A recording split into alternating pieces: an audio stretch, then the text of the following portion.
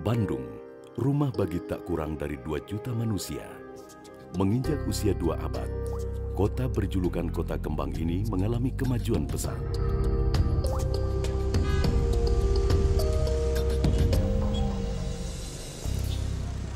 Kini Bandung lebih dikenal sebagai kota wisata. Tujuan wisatawan bersantai, menikmati sejuknya udara dataran tinggi bumi Priangan. Di balik segala perkembangannya, Bandung menyimpan cerita panjang.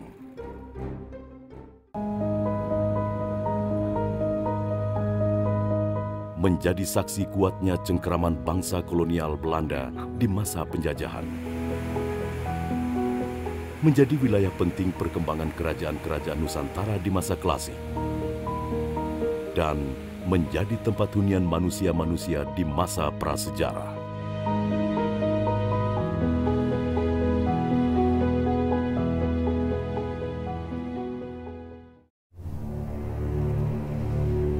Berada di ketinggian 768 meter di atas permukaan laut, kota seluas lebih dari 167 km persegi ini telah berevolusi menjadi kota besar berpenduduk padat.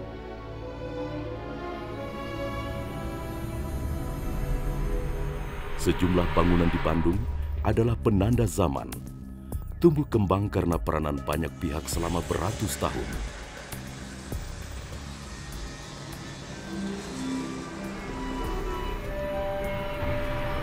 Bagi sejarawan Universitas Padjadjaran, Profesor Dr. Nina Lubis, Bandung adalah kajian menarik. Lewat sejumlah tinggalan dan sumber-sumber tertulis, ia menelusuri asal-usul ibu kota Jawa Barat. Menurut Nina, ekspansi wilayah hunian di Bandung tak lepas dari peranan pemerintah kolonial Belanda.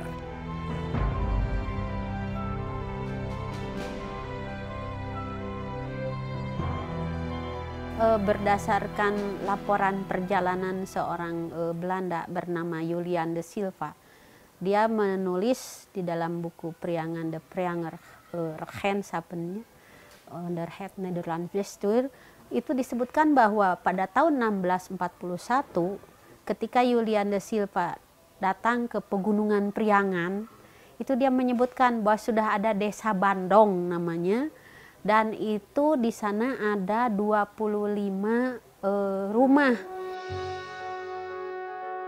Jalan Raya Pos atau Grote Posweg, rintisan masa pemerintahan Gubernur Jenderal Herman Willem Daendels, adalah salah satu pembuka isolasi kota Priangan pada perkembangannya. Apa boleh buat ya, kita bukan istilahnya kok ini kolonial nih berjasa, ya berjasa sebetulnya. Memang iya, itu adalah fakta sejarah bahwa karena Belanda mau menjadikan ini ibu kota, ya, maka infrastruktur dibangun. Ini kan ibarat gula lah, kalau ada gula kan semutnya datang. Nah, cuma jangan lupa juga bahwa ada peranan seorang bupati Bandung yang ikut berjasa di dalam membangun kota Bandung ini, ya. Yang pertama tentu saja tadi ketika ibu kota dipindahkan pada tahun 1810 itu Raden Adipati Arya Wiranatakusumah kedua itu sangat berjasa. Dialah yang membangun pertama kan, membangun pasar, membangun masjid, dan tentu saja pendopo. Dan kita kenal dia dengan sebutan dalam kaum karena dimakamkannya di belakang Masjid Agung.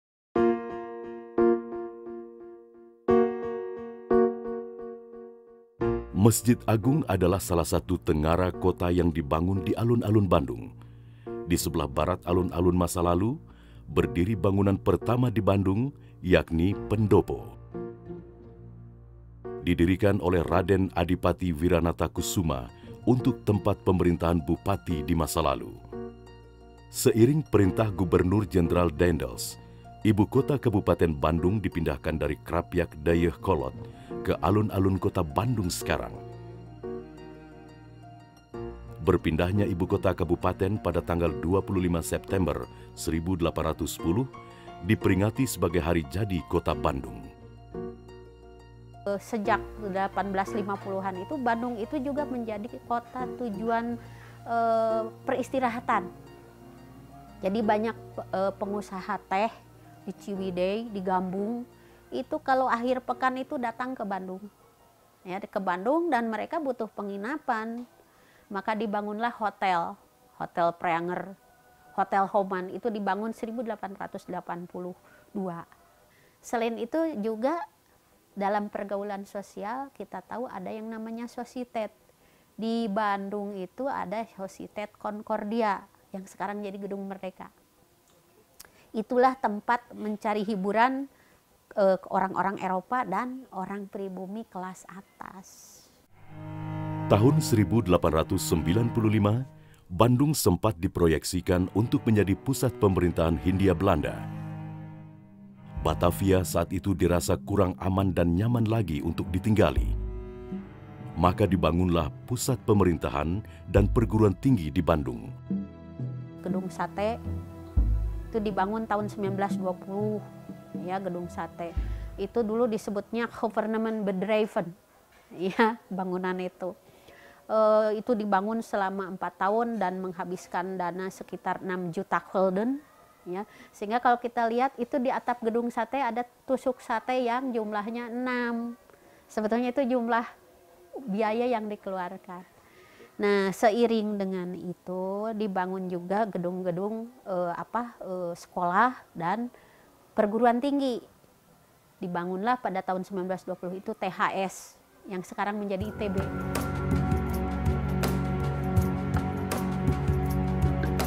Tinggalan kolonial lain di kota Bandung terdapat di kawasan Dago Pakar. Nama lainnya adalah Taman Hutan Raya Insinyur Haji Juanda. Terletak di sebelah utara kota Bandung, kawasan ini berfungsi sebagai sarana edukasi, rekreasi, dan konservasi alam.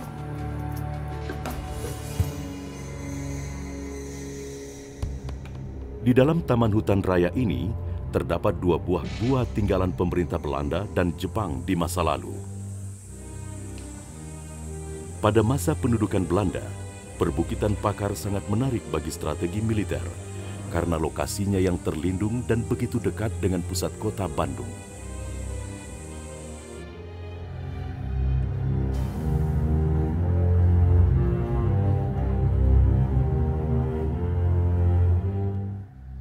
Di zaman Belanda dulu, mereka membangun satu lorong yang di mana lorong tersebut dipergunakan sebagai ventilasi udaranya. Uniknya di zaman Belanda, mereka menggunakan atau membangun ventilasi udara ini cuma satu, karena mereka menggunakan lubang utama untuk sirkulasi udaranya.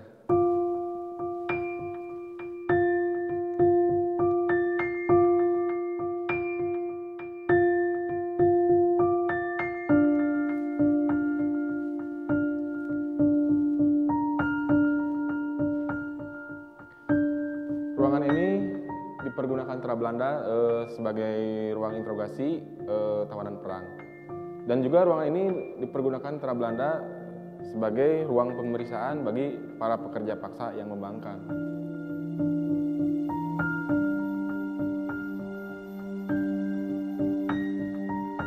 Maret 1942, Angkatan Perang Hindia Belanda menyerah tanpa syarat kepada bala tentara kerajaan Jepang. Tentara Jepang lalu membangun jaringan gua tambahan untuk kepentingan pertahanan di Dago Pakar. Gua Jepang memiliki 4 pintu dan 2 saluran udara. Konon, pembangunan gua ini dilakukan oleh para tenaga kerja paksa yang saat itu disebut Romusha.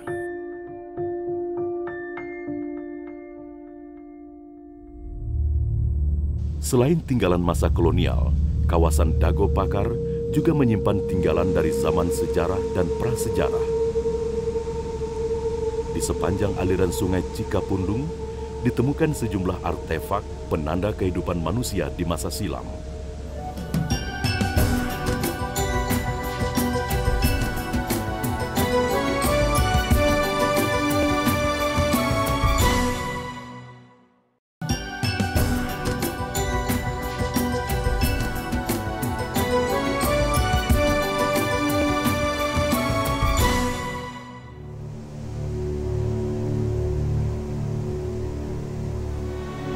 Kota Bandung dibelah Sungai Cikapundung, sungai yang dipercaya telah menopang sendi kehidupan Bandung sejak ribuan tahun lalu.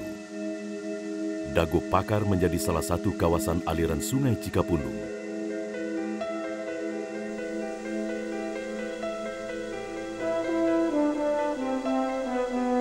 Di tempat ini pula terdapat curug bernama Curug Dago. Awal abad ke-20, Curug Dago pernah didatangi Raja Besar Thailand bergelar Rama V, Pangeran Chulalongkorn. Prasasti batu di tepi aliran Sungai Cikapundung menandai kedatangannya di tahun 1902. 27 tahun kemudian, sang cucu Rama VII mengulang perjalanan kakeknya. Hingga prasasti batu pun bertambah menjadi 2.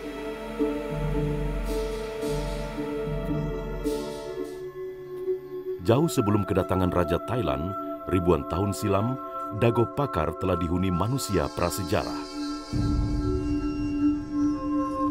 Indikasinya banyak ditemukan para peneliti asing seperti Koenigswald dan Rotblas.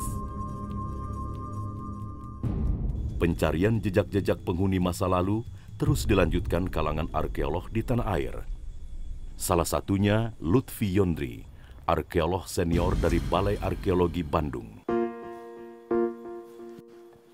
Kawasan Dago Pakar sangat penting dari sisi arkeologi, karena di masa lalu para peneliti asing telah menemukan berbagai tinggalan arkeologi di daerah ini.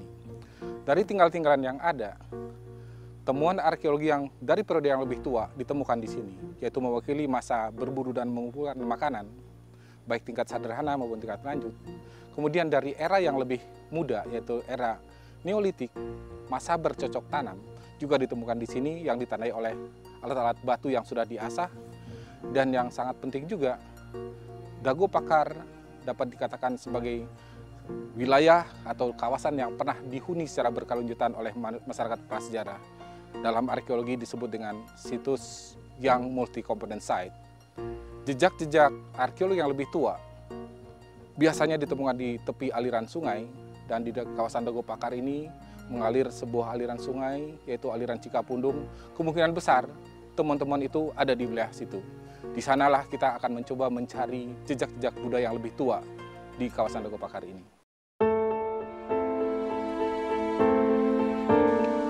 Penelitian intensif di dataran tinggi ini dilakukan Lutfi 9 tahun lalu. Saat Lutfi kembali mengunjungi tempat ini, hampir tidak ada perubahan besar di sepanjang jalan setapak menuju lokasi penelitian.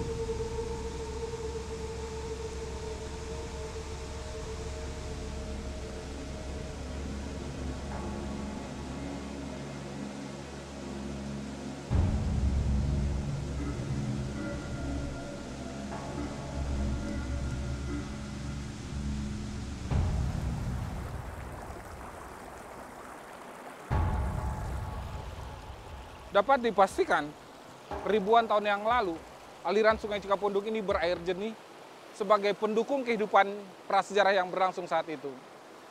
Dago Pakar dapat dikatakan sebagai kawasan yang cukup ideal, tempat berlangsungnya kehidupan prasejarah, di samping aliran sungai sebagai pendukung kehidupan, dan juga surplus akan berbagai sumber bahan batuan yang dapat digunakan sebagai peralatan hidup saat itu.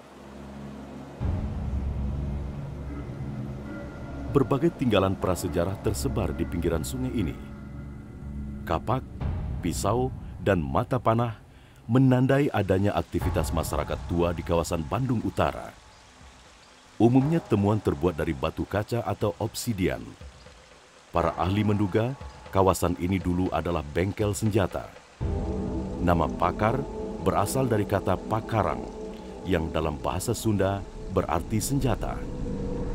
Di era budaya yang lebih tua, tidak banyak alat batu yang dihasilkan oleh manusia purba.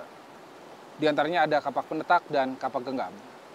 Di tepi aliran Sungai Cikapundung ini, kita menemukan beberapa artefak yang mewakili kehidupan purba tersebut.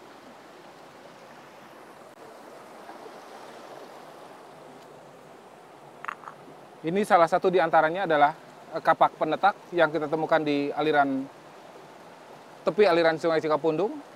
Ini bisa kita lihat ada sisa-sisa pemangkasan untuk menghasilkan tajaman, dan artefak inilah yang digunakan oleh manusia purba saat itu untuk mendukung kehidupan sehari-harinya. Jadi ini kapak penetak, dan juga ada beberapa alat lagi yang kita temukan di daerah sini, yang kita bisa juga lihat sisa-sisa pemangkasannya menghasilkan bidang tajaman, yang besar kemungkinan kalau ada lancipan seperti ini digunakan sebagai gurdi atau buat pelobang sesuatu. Tinggalan arkeologi Dago Pakar lainnya dapat dilihat di Museum Taman Hutan Raya Insinyur Haji Juanda. Salah satunya adalah piranti obsidian yang sempat menjadi polemik.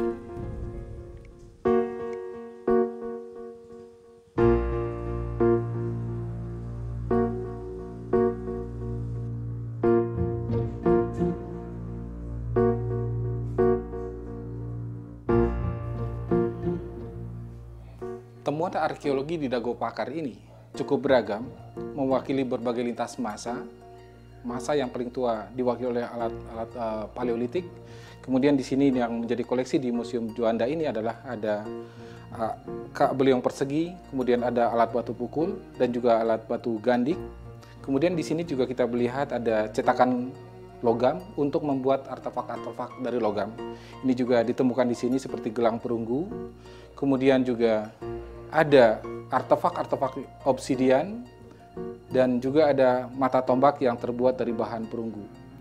Obsidian inilah yang di masa lalu cukup menarik bagi para ahli, baik bangsa Indonesia maupun bangsa asing, terutama mengenai kronologi budayanya dan siapa manusia pendukung budayanya di masa lalu. Artefak obsidian ditemukan menyebar di sepanjang dataran tinggi Bandung. Kalangan peneliti bersilang pendapat mengenai asal-usul temuan ini. Sebagian meyakininya sebagai tinggalan masa Neolitik, sisanya bersikeras berasal dari masa Mesolitik. Untuk tahu lebih banyak tentang tempat tinggal manusia prasejarah, Lutfi pun mendatangi Museum Geologi.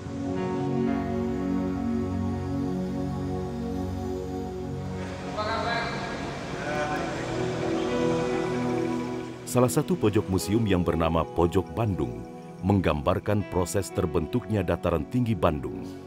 Kalau di Museum Geologi, tentang sejarah dan proses geologi Danau Bandung itu seperti apa yang bisa dapat peroleh, Pak? Ya, seperti yang kita punya ya, data dan informasinya tuh bahwa Danau Bandung itu terbentuk 135.000 tahun yang lalu karena adanya endapan dari letusan gunung api Sunda, di mana sebenarnya secara struktur itu ada Danau Bandung sebelah timur dan ada Danau Bandung sebelah barat.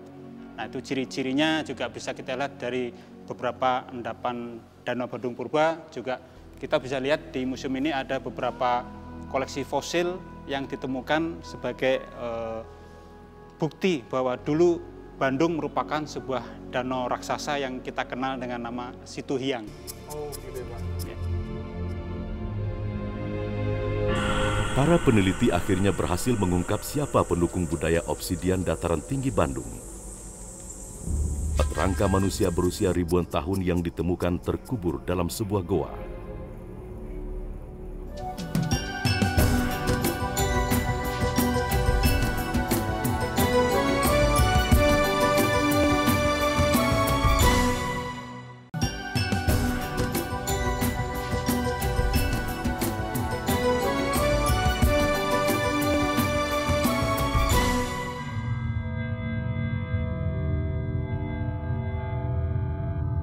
Penelitian geologi mutakhir menyimpulkan, di masa lalu Bandung adalah sebuah danau.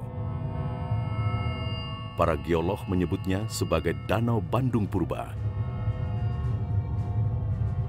Kontur cekungan Bandung nampak jelas jika dilihat dari ketinggian tertentu. Kawasan Bandung dipagari daerah pegunungan, sehingga masuk akal jika air sempat mengenangi daerah ini karena tertahan dinding alam yang tebal dan tinggi.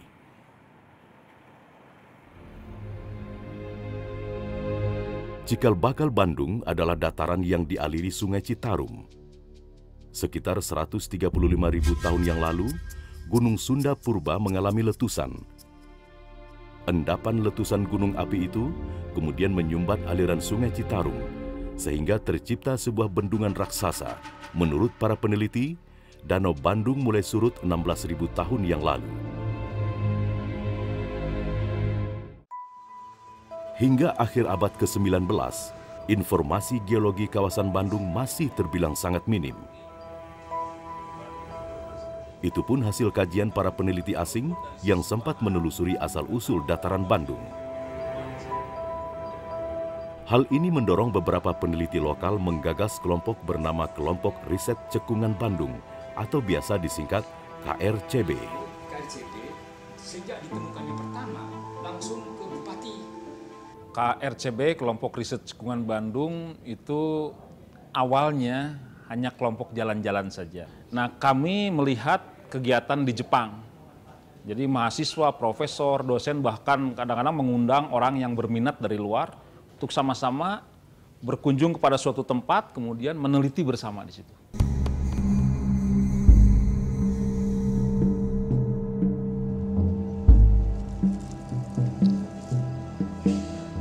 Tahun 1999, Budi Brahmantio dan rekan-rekannya melakukan perjalanan ke daerah Padalarang.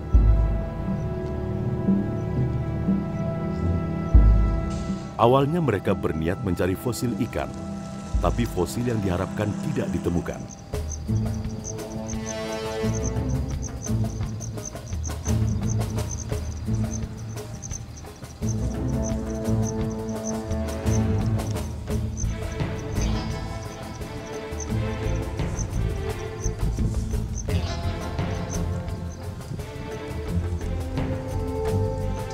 Akhirnya mereka berpindah haluan ke kawasan Kars Citatah. Di perbukitan ini, tim KRCB menemukan banyak bukti keberadaan Danau Bandung Purba yang mengagumkan.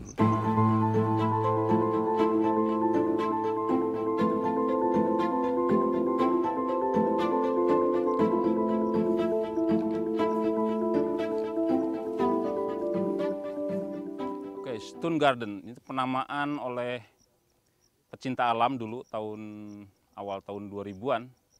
Ini sebenarnya adalah bentukan alamiah dari suatu proses karstifikasi.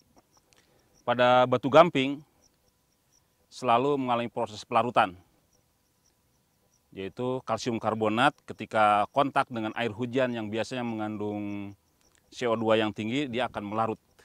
Hasil pelarutannya inilah yang kemudian membentuk bentukan-bentukan seperti ini melalui retakan-retakan, melalui kekar-kekar yang secara vertikal.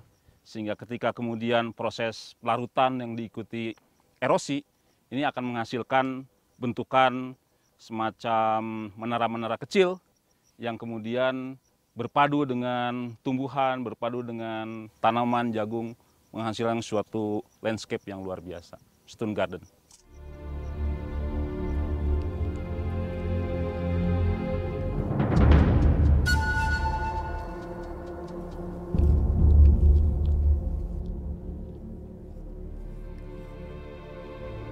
Tidak jauh dari Stone Garden, Budi dan rekan-rekannya menemukan tinggalan menarik lain.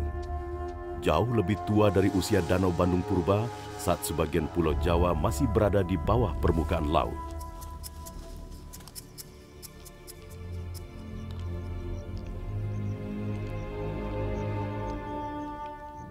Di sini salah satu kekayaan pasir pawon dalam geologi disebut formasi Raja Mandala. Ini contoh bagaimana batuan-batuan inilah merupakan sisa-sisa terumbu karang. Jadi seperti Bunaken, seperti The Great Barrier Reef, tapi umurnya 30 sampai 25 juta tahun yang lalu. Kami menyebutnya pada kala Oligosen. Kita lihat di sini ada suatu fosil yang membundar, memanjang-manjang. Itu bayangkan seperti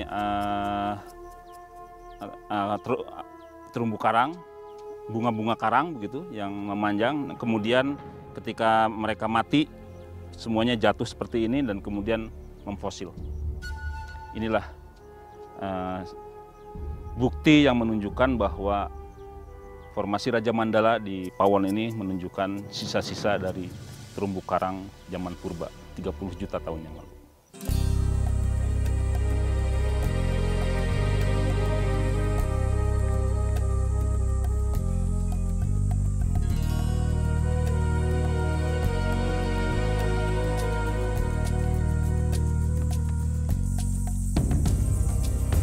Kawasan Kars Raja Mandala dikelilingi banyak gua.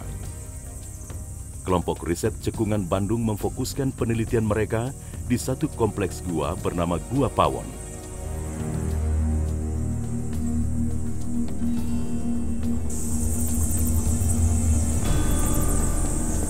Gua Pawon merupakan habitat bagi ratusan kelelawar. Dalam bahasa lokal, Pawon berarti dapur. Masyarakat sekitar menyebutnya Gua Pawon karena ada lubang besar di atas gua, bentuknya mirip lubang perapian di dapur.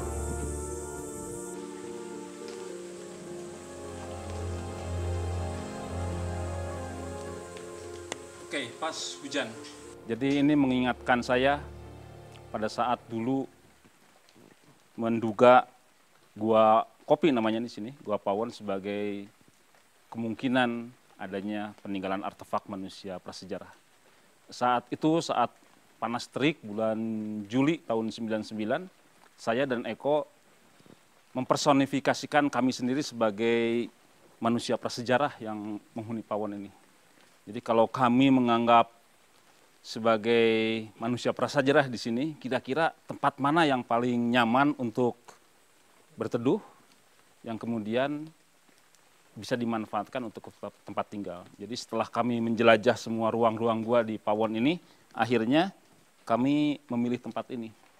Dari sinilah kemudian kami berpikir bagaimana untuk mengetahui ada apa di bawah tanah. Karena pada saat itu di permukaan tidak ada apa-apa. Karena kami adalah geolog, jadi apa yang kami pikirkan adalah sesuatu yang ada di bawah tanah.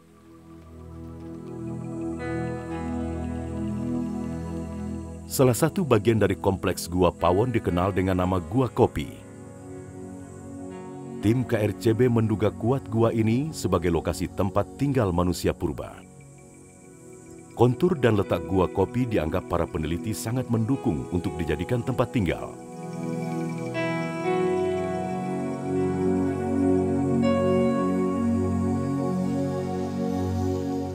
Bagian paling memukau Budi Bramantio dan rekan-rekannya dari Gua Kopi adalah Kamar 7.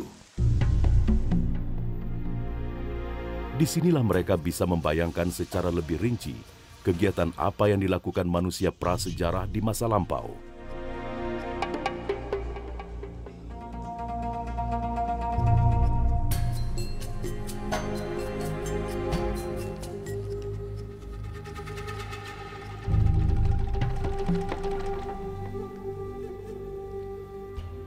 Baik, ini disebut Kars Window, jendela Kars. Jadi ke bawah sini langsung jurang. Dan dari sini kita bisa melihat lembah di depan Gua Pawon. Nah, ini pun menjadi bahan renungan kami pada saat awal survei tentang Gua Pawon. Personifikasi juga, jadi seolah-olah bagaimana masyarakat prasejarah itu berkumpul di sini, para pemburu, kemudian memandang ke lembah di sana. Yang kami perkirakan dulunya adalah rawa-rawa. Rawa adalah tempat berakhir, tempat berkumpulnya binatang. Jadi saat itulah kami membayangkan seolah-olah para pemburu melihat ke bawah, oke, binatang sudah berkumpul, mari kita berburu.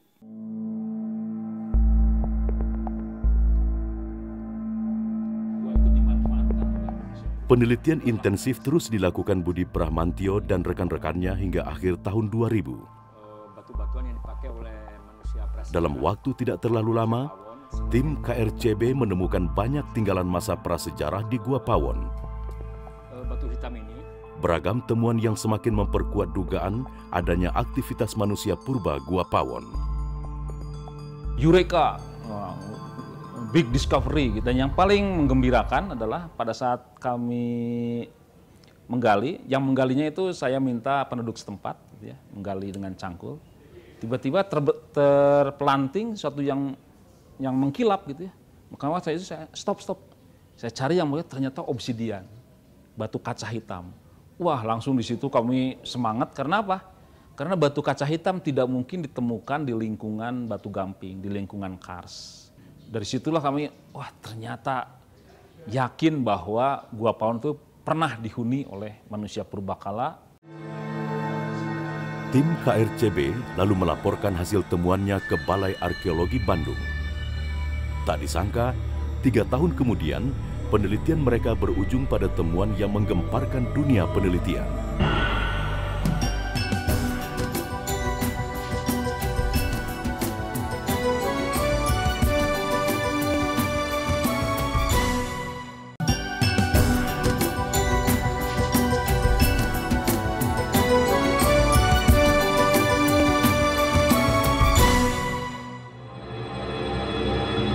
Obsidian merupakan kaca vulkanik terbentuk dari ekstrusi lava yang mendingin dengan cepat tanpa pertumbuhan kristal. Di zaman prasejarah, batu ini sering digunakan sebagai mata panah. Obsidian ditemukan tersebar di berbagai titik tepian Danau Bandung Purba dan menjadi ciri utama kehidupan prasejarah. Batu ini sempat menjadi polemik karena belum diketahui bagaimana kronologi budayanya dan siapa pelakunya.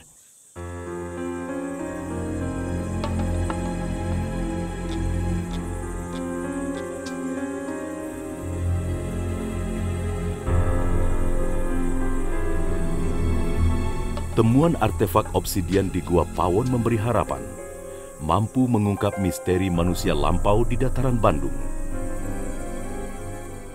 Penelitiannya sebenarnya sudah lama diawali oleh para peneliti asing seperti Koningswald, Bandi, Rothpets pernah meneliti di situ, di Cekungan Bandung, khusus dataran tinggi Bandung, yang lebih banyak berbicara tentang temuan obsidian. Nah, penelitian lebih lanjut tentang kehidupan prasejarah di Cekungan Bandung itu terangkat kembali sejak adanya perhatian dari kelompok riset Cekungan Bandung, lebih kurang antara tahun 1999 sampai tahun 2000. Nah, selesai dari situ diangkat kembali dan mulailah kami dari Balai Arkeologi Bandung fokus untuk penelitian tentang kehidupan prasejarah di dataran tinggi Bandung itu. Dan lebih khusus kita mencoba mendalami temuan-temuan yang ditemukan di kawasan Kars Raja Mandala itu. Dan lebih kecil mungkin yang cukup heboh saat itu adalah penelitian di Gua Pawon. Tahun 2003, laporan kelompok riset Cekungan Bandung ditindaklanjuti Balai Arkeologi Bandung. Kegiatan ekskavasi pun dilakukan untuk membuktikan Gua Pawon sebagai hunian manusia prasejarah. Dari hasil ekskavasi yang kita lakukan di Gua Pawon sejak tahun 2003, kita sudah menemukan 5 individu manusia. Pertama kali kita menemukan tahun 2003 berupa sisa-sisa rangka manusia dan akhirnya menemukan bentuk utuh dari manusia. Dan dari 5 individu itu, dari pertanggalan C14 yang kita lakukan, kita mendapatkan pertanggalan dengan rentang waktu antara 5.600 sampai 9.500 yang lalu. Dan dari rangka-rangka yang kita temukan di Gua Pawon ini juga kita bisa melihat bahwa pola penguburan saat itu berlangsung dalam 2 budaya, yaitu dengan penguburan langsung dan penguburan tidak langsung. Penemuan 5 rangka manusia di gua ini cukup menggemparkan dunia penelitian arkeologi. Selama ini, temuan penguburan mayat di dalam gua di Indonesia terbilang sangat minim.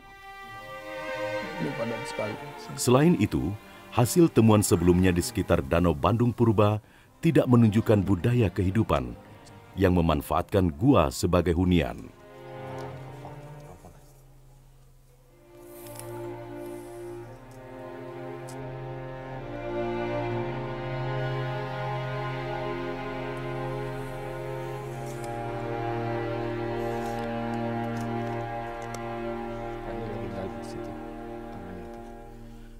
Ekskavasi yang dilakukan di Gua Pawon harus dilakukan dengan hati-hati karena berbagai artefaktual dan juga kemungkinan sisa-sisa manusia akan ditemukan di Gua Pawon ini. Temuan-temuan banyak sekali dan cukup rapat kita temukan di Gua Pawon. Kita membuka lapisan ekskavasi per 5 cm dengan tujuan adalah untuk mendapatkan dan merekam semua aktivitas budaya yang terdeposisi di dalam tanah secara maksimal. Temuan-temuan bisa kita temukan berupa alat tulang yang bisa secara kasat mata bisa langsung ditemukan pada saat kita menggali, dan beberapa artefak yang lainnya itu sangat kecil, perlu dilakukan pengayakan sehingga kita bisa menyortir temuan-temuan budaya yang ada di Gua Pawon ini yang terdeposisi di dalam tanah.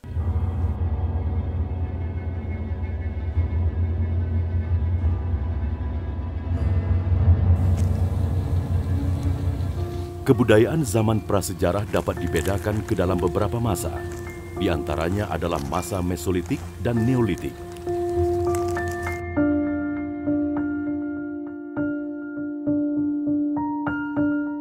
Masa Mesolitik atau disebut juga masa berburu dan meramu tingkat lanjut ditandai dengan tinggalan-tinggalan berupa alat batu dan tulang dengan teknik pembuatan halus.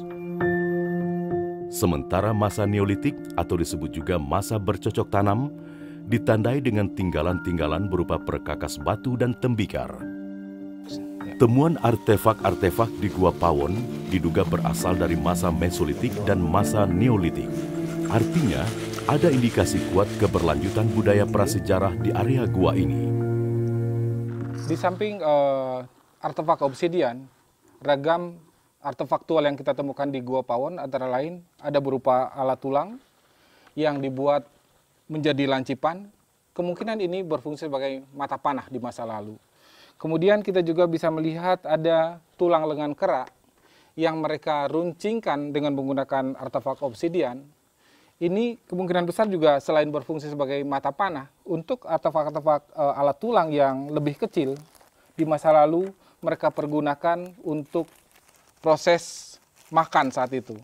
Jadi konsumsi mereka di Gua Pawon selain binatang-binatang buruan berupa makrofauna, bisa berupa rusa, babi, dia juga menggunakan atau memakan binatang-binatang dari air tawar berupa seafood. Seafood ini kemungkinan mereka konsumsi saat itu, mereka mencongkel seafood itu dengan menggunakan alat-alat tulang yang berupa lancipan yang dengan ukuran yang lebih kecil.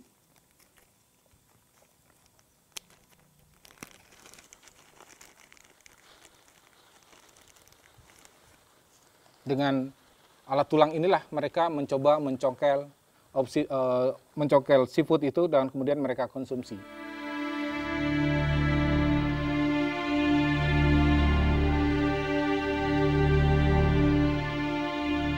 Peninggalan budaya prasejarah di Gua Pawon terbilang cukup lengkap. Temuan berupa rangka manusia dan artefak-artefak yang mewakili masa Mesolitik dan Neolitik dapat menjelaskan kronologis budaya Bandung Purba yang selama ini menjadi teka-teki.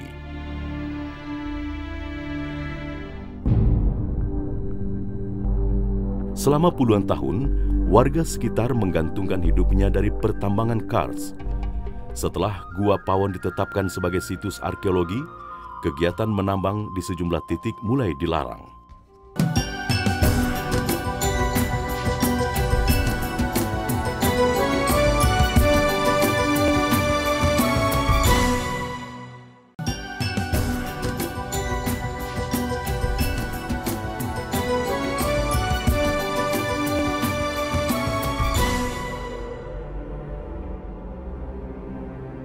Sedikit demi sedikit, teka-teki tentang pelaku budaya obsidian di sekitar Danau Bandung Purba telah terjawab. Siapa pelakunya dan bagaimana kronologisnya?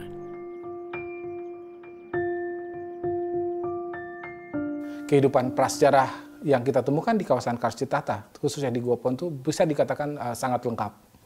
Karena selain kita menemukan sisa-sisa budayanya, kita juga menemukan sisa-sisa hewan buruan, kemudian juga kita menemukan manusia pendukung budaya yang pernah hidup di sana. Dan juga kita melalui pertanggalan C14, analisis laboratorium yang kita lakukan, kita juga tahu kapan budaya itu berlangsung di sana. Rangka-rangka yang ditemukan di Gua Pawon adalah milik manusia modern atau biasa disebut Homo sapiens. Untuk memastikan ras dan jenis kelamin rangka Homo sapien tersebut, Lutfi melakukan penelitian lanjutan di kantor Balai Arkeologi Bandung.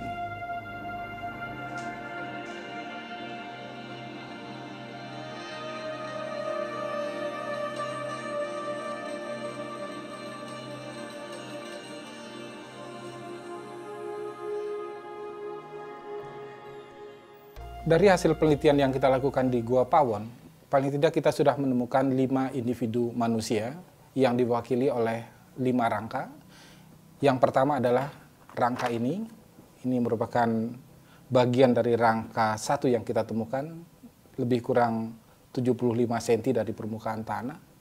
Keadaan ditemukan sudah sangat remuk dan hancur, mungkin karena terjadi keremukan ini karena tekanan yang sudah lama dari tempat bagian permukaan tanah yang sering dilalui oleh pengunjung yang tanpa sadar mengetahui bahwa di bawah lapisan tanah itu ada sisa manusia. Kemudian rangka yang kedua dibandingkan dengan rangka yang pertama lebih hancur lagi. Kita hanya menemukan sisa bagian belakang tengkorak manusianya. Sangat sulit kita mengidentifikasi jenis kelamin apa yang mewakili rangka ini dari rangka kedua ini. Berikutnya, rangka 3 yang kita temukan cukup utuh seperti yang kita lihat replikanya di Gua Pawon. Kita temukan dalam keadaan terlipat. Ini merupakan bukti dari penguburan langsung yang pernah dilakukan di Gua Pawon di masa lalu. Cukup unik karena tidak banyak penguburan terlipat di dalam gua yang kita temukan di Indonesia. Dan juga tidak banyak gua di Indonesia mewakili sisa-sisa penguburan. Dan yang berikutnya adalah rangka yang keempat, juga ditemukan dalam keadaan terlipat. Dan ini juga berbeda juga dengan rangka 1, 2, dan 3. Dari pola rahang yang ada, kita bisa mengidentifikasi jenis kelamin apa yang mewakili rangka ini. Kita bisa lihat dari pola rahangnya yang menyempit, berbentuk V yang cukup sempit ke belakang, dan cukup halus bagian depannya. Ini biasa diwakili oleh jenis kelamin perempuan. Dan kemudian rangka yang terakhir yang kita temukan adalah rangka 5, juga cuma bagian dari sisa manusia. Yang ditemukan juga cukup unik, cuman bagian rahang saja. Ini rahang sebelah bawah. Kita bisa melihat di sini vertikal keadaan ragu, kemudian juga kita melihat pola kausan gigi yang cenderung berbentuk sekop. Dan inilah yang bisa kita lihat juga di sebagaimana umumnya ras mongoloid dengan pola kausan seperti ini. Dan dari hasil studi yang dilakukan oleh William Bass terhadap pola kausan gigi, contohnya bisa kita lihat juga di rangka yang ketiga dan keempat dan yang lain, dari gigi seri, incisivus bagian depan sampai rahang paling belakang, ini sudah tumbuh sempurna, tapi dengan kausan yang sangat parah. Ini biasa dari hasil studi perbandingan yang dilakukan oleh Bass, ini mewakili usia harapan hidup antara 17 sampai usia 35 tahun. Temuan rangka dan artefak Gua Pawon telah membuktikan betapa berharganya kawasan Kars Raja Mandala. Bentang alam ini mengandung batu gamping yang menghasilkan kapur tohor dan juga bermanfaat bagi berbagai jenis industri. Tak heran, banyak masyarakat menggantungkan hidupnya pada pertambangan batu gamping di kawasan ini.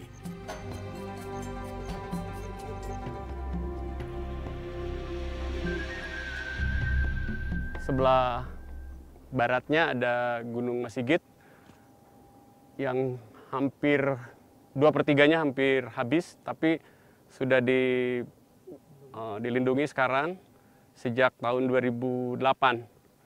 Tapi penambangan bergeser ke sebelah baratnya di Bukit Bancana. Padahal di dalam bukit itu ada gua yang sangat bagus. Jadi di sana kita bisa belajar tentang evolusi binatang sebetulnya. Jadi banyak jangkrik yang tidak punya mata lagi, tapi kumisnya semakin lama semakin panjang.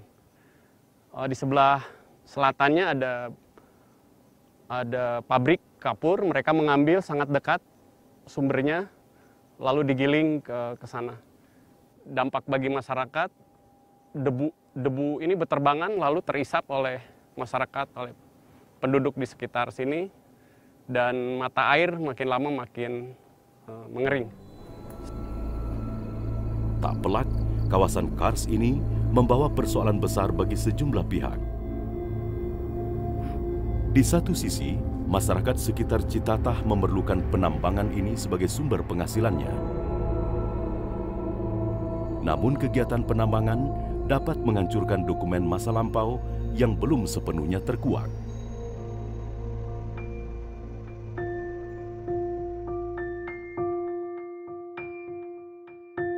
Bandung, rumah bagi tak kurang dari 2 juta manusia. Alamnya yang subur dan indah telah menarik perhatian manusia sejak ribuan tahun lalu. Namun tanpa perawatan dan penanganan yang tepat, keasriannya bisa jadi tinggal sejarah.